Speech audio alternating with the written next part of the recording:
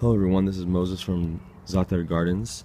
Right here I have compost tea and dissolved sugar in my sprayer. And what I do about once a year in the late winter is I spray my wood chips everywhere. And what I found is places where I have sprayed and places where I have not, there was a lot more mycorrhiza or mycelium activity. Like when you lift wood chips, you see that little white fungus.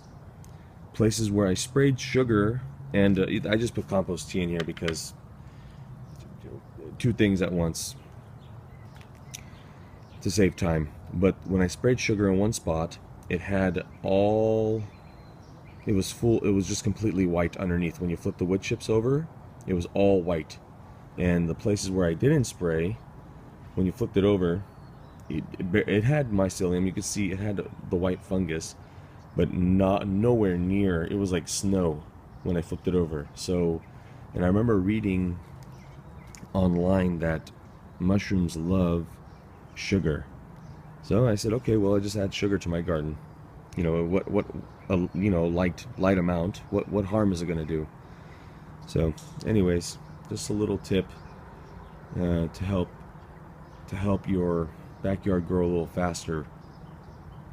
We feed our plants the fertilizer it needs. Well, let's feed our mycorrhiza, mushrooms, fungi, let's feed them what they need, and what they need, it seems to be, is sugar.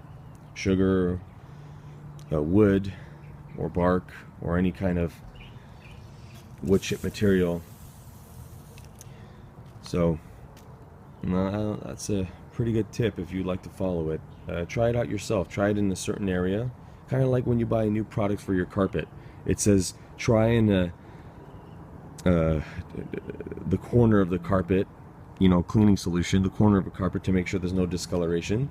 Try this sugar idea in a corner of your yard to make sure you don't spray the whole yard and something dies. If something does happen, it only happened in a little corner, not the whole thing. Alright guys, see you later.